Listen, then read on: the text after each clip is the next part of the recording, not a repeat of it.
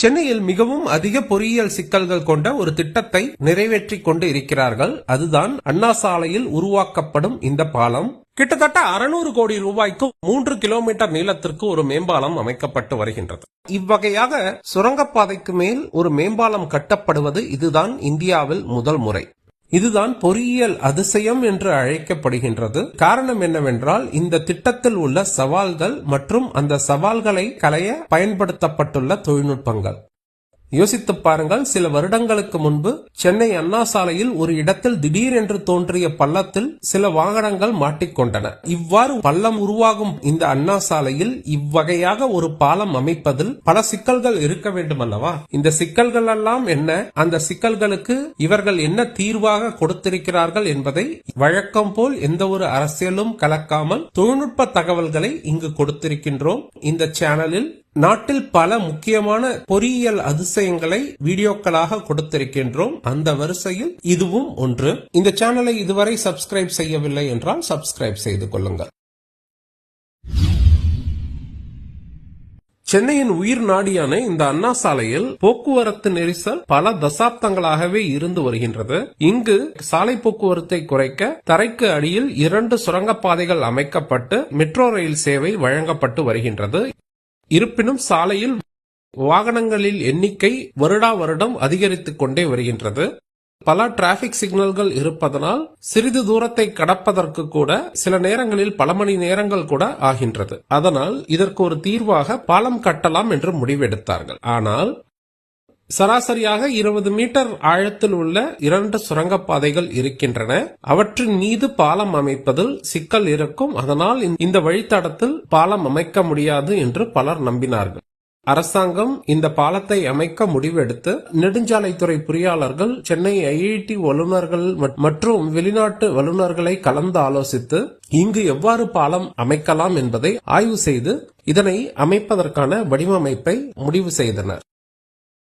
தரைக்கு கீழே சுரங்கப்பாதைகள் உள்ள ஒரு சாலையில் மேம்பாலம் கட்டினால் அந்த பாலத்தின் அழுத்தத்தை அந்த சுரங்கப்பாதைகள் தாங்குமா அல்லது சேதமடையுமா என்ற கேள்வி உங்களுக்கு இருக்கும். இதற்கு தற்பொழுது இருக்கும் சுரங்கப்பாதைகளை பார்ப்போம். பல இடங்களில் பல கட்டிடங்களுக்கு கீழே சுரங்கப்பாதைகள் அமைக்கப்பட்டுள்ளன. அவை அந்த கட்டிடத்தின் எடையை தாங்குகிறதல்லவா? அந்த கட்டிடத்தின் அழுத்தம் நிலத்திற்கு வருகின்றது. அந்த நிலத்தில் உணரப்படும் அழுத்தம் ஒரு பாதியாவது சுரங்கப்பாதையையும் அழுத்தும் அல்லவா? அதனை இந்த சுரங்கப்பாதைகள் தாங்குகின்றதல்லவா? கட்டிடங்கள் அழுத்துவதனால் மேலிருந்து வரும் அழுத்தம் நிலத்திற்கு கீழே இருக்கும் அந்த மணல் மற்றும் கற்கள் வழியாக கீழே கடத்தப்படுகின்றது. அவ்வாறு போகும் பொழுது சில நேரங்களில் அந்த மணல் ஆர்ச் எஃபெக்ட் என்று அந்த சுரங்கத்தின் 2 புறங்களிலும் அழுத்தும் அந்த விசையை பூமிக்கு கீழே அனுப்பிவிடும். மற்றொன்று சுரங்கத்தை நசுக்குவது, அதாவது சுரங்கத்தின் மீது அந்த அழுத்தப்படும் விசை உணரப்படும். ஹூப் கம்ப்ரஷன் என்று அந்த சுரங்கத்திற்குள் அமைக்கப்பட்டுள்ள அந்த கான்கிரீட் வளையங்களை நசுக்க முயற்சி செய்யும். அந்த அழுத்தத்தை அந்த கான்கிரீட்டால் எதிர்கொள்ள முடியும் வகையில்தான் அதனை உருவாக்கி இருப்பார்கள். அதனால் ஒரு குறிப்பிட்ட அளவு வரை அது சேதமடையாது. அதனால் மேலே கட்டிடம் இருந்தாலும் கீழே இருக்கும் ரயில் சுரங்கத்திற்கு பெரிய அளவிற்கு பாதிப்பு இருக்காது. இதிலிருந்து நமக்கு என்ன தெரிகின்றது? இந்த சுரங்கத்தின் அந்த வளையங்கள் தாங்கக்கூடிய அளவை விட குறைந்த அழுத்தம் மேலிருந்து வந்தால் அதனை இந்த சுரங்கங்கள் எதிர்கொள்ளும் என்பது நமக்கு தெரிகின்றது.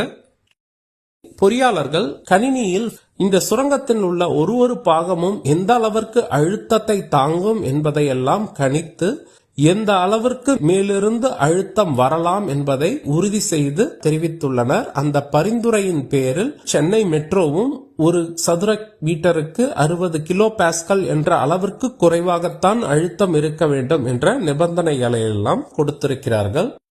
அப்படி என்றால் நமது நோக்கம் என்னவாக இருக்க வேண்டும்? பாலத்திலிருந்து வரும் அழுத்தம் மிகவும் குறைவாக இருக்க வேண்டும். சரி, அதற்கு என்னென்ன செய்யலாம் என்பதை ஒன்றொன்றாக பார்ப்போம். முதலில் அடித்தளத்தை பற்றி பார்ப்போம். பாலங்களுக்கான அடித்தளங்கள் பல வகைகளில் இருக்கின்றன.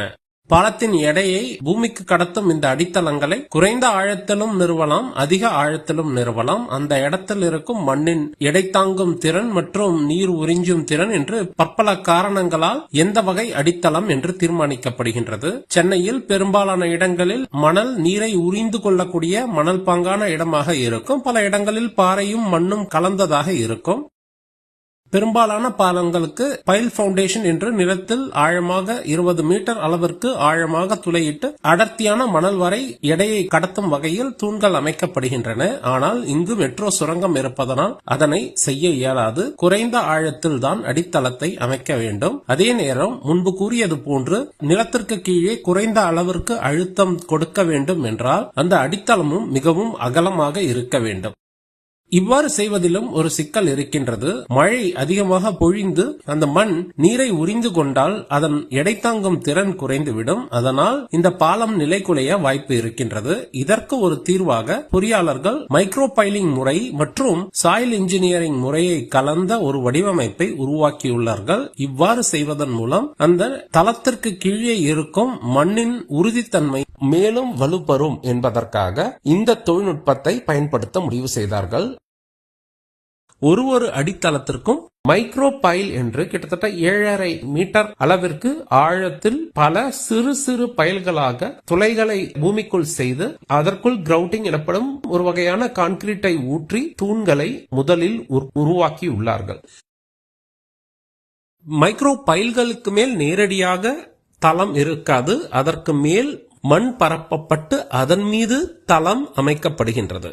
ஆனால் இந்த மண்ணு நீரால் நிலை குலைந்து விடாதா என்ற கேள்வி உங்களுக்கு இருக்கும். அதற்கான விடைதான் இந்த ஜியோ கிரிட் மற்றும் ஜியோ செல் அமைப்புகள். இவை வலை போன்றோ அல்லது தேன்கூடு போன்றோ அமைப்புகளாக இருக்கும். இவற்றுக்குள் மண்ணை நிரப்பி அதனை அழுத்துவதன் மூலம் அந்த மண் இறுகி விலகாத வகையில் மாறிவிடும். அந்த மண்ணின் அழுத்தம் தாங்கும் தன்மை அதிகரிக்கும். இவ்வாறு ஒன்றின் மீது ஒன்றாக பல நிலைகளில் இவற்றை செய்து அதன் மீதுதான் இந்த பாலத்தின் அடித்தளத்தை கான்கிரீட்டால் நிறுவுவார்கள்.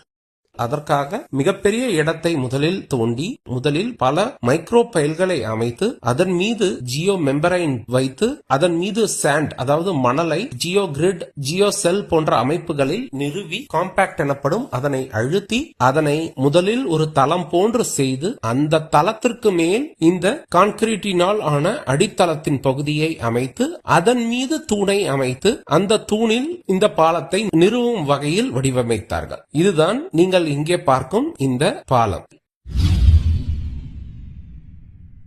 இவ்வாறு பாலத்தை நிறுவும் பொழுது அந்த பாலத்தின் எடையே மிகவும் அதிகமாக இருக்கும்.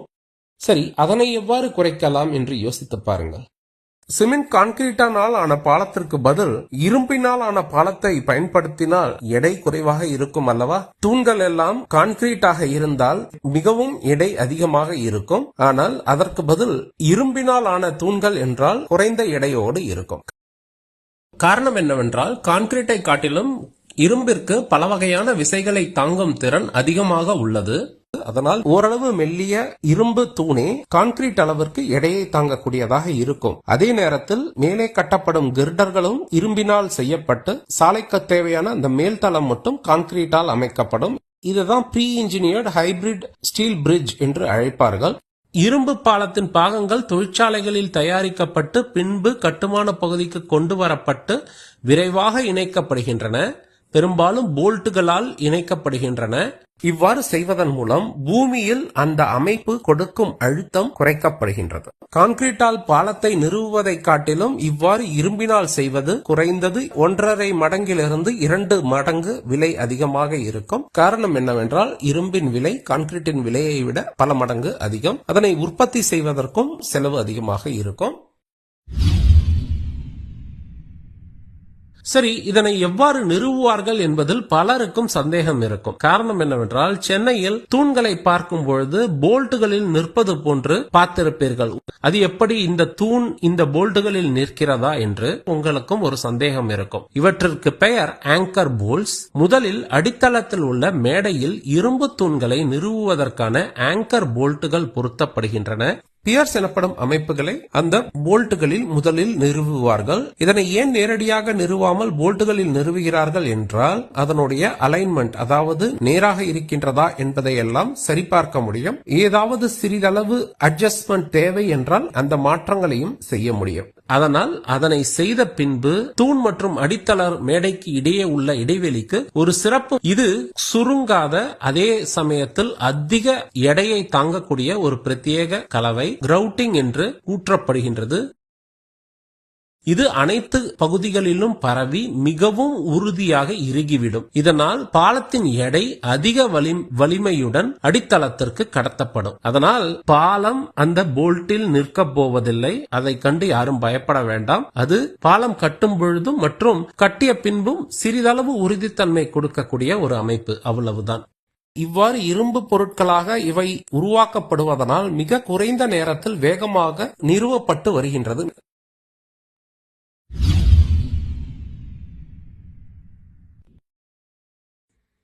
இந்த 3.2 கிலோமீட்டர் பாதையில் ஒரு குறிப்பிட்ட தூரம் வரை மெட்ரோ ரயில் பாதை சாலைக்கு கீழே இல்லை. அதனால் அந்த இடங்களில் ஆழமான பைல் பவுண்டேஷன் அமைக்க முடியும். இவ்வாறு 22 தூண்கள் அமைக்கப்படுகின்றது. மீதமுள்ள பகுதிகளில் மெட்ரோ சுரங்கங்கள் கீழே இருக்கின்றன அல்லது மெட்ரோ ரயில் நிலையங்கள் கீழே இருக்கின்றன. மெட்ரோ சுரங்கம் இருக்கும் பகுதிகளில் மைக்ரோ பைல்களின் மேல் அமைக்கப்பட்டுள்ள தளங்களில் பியர்ஸ் என சொல்லக்கூடிய தூண்கள் அமைக்கப்படுகின்றன. கிட்டத்தட்ட 69 தூண்கள் இவ்வகையாக அமைக்கப்படும். மீதம் இருப்பது கிட்டத்தட்ட 420 மீட்டர் நீளம் கொண்ட 2 மெட்ரோ ரயில் நிலையங்கள். இங்கு 20 மீட்டர் அகலம் கொண்ட இந்த ரயில் நிலையங்கள் சாலையில் நடுவே இருக்கின்றது. இந்த ரயில் நிலையங்களின் மீது இவ்வகையாக தூணை அமைத்தால் அந்த கட்டிடத்தின் மீது அந்த அழுத்தம் உணரப்படும். அந்த கட்டிடம் அவ்வளவு அழுத்தத்தை தாங்குமா என்பது சந்தேகம்தான். அதனால் என்ன செய்திருக்கிறார்கள் என்றால், இங்கு போர்ட்டல் பிரேம் என்ற முறையில் இந்த மெட்ரோ ரயில் நிலையத்தின் இருபுறத்திலும் தூண்களை அமைத்து தலைகீழான பா வடிவிலான போர்ட்டல் பிரேம் என்ற அமைப்பை நிறுவி அதன் மீது இந்த பாலத்தை அமைக்க உள்ளார்கள். இதற்காக 41 போர்ட்டல் பிரேம்கள் அமைக்கப்படுகின்றன. இங்கு ஒன்று யோசிக்க வேண்டும். அதிக எண்ணிக்கையிலான தூண்கள் இவ்வாறு பயன்படுத்தப்படுவதனால் ஒரு தூணிலும் உணரப்படுகின்ற அழுத்தம் குறைவாக இருக்கும். சில வருடங்கள் முன்பு அண்ணா சாலையில் ஒரு இடத்தில் திடீரென்று தோன்றிய பள்ளத்தில் சில வாகனங்கள் மாட்டிக்கொண்டன. இதனை போன்று சென்னையில் சமீபத்தில் பல இடங்களில் நடந்துள்ளது. சரி, இதற்கும் இந்த பாலத்திற்கும் என்ன சம்பந்தம் என்று கேட்டால், முதலில் இவை ஏன் ஏற்படுகின்றது என்பதை நாம் புரிந்து கொள்ள வேண்டும். பெரும்பாலும் சாலைக்கு அடியே போடப்பட்டுள்ள பல வகையான நீர் குழாய்கள் கசியும் பொழுது அதிலிருந்து நீர் கொஞ்சம் கொஞ்சமாக மணலை கரைத்து கொண்டு தாழ்வான பகுதிக்கு சென்று கொண்டே இருக்கும். ஒரு கட்டத்தில் நீரின் வேகம் அதிகரித்தால் அதிக அளவு மண் கரைந்து அந்த இடத்தை விட்டு நகர ஆரம்பிக்கும்.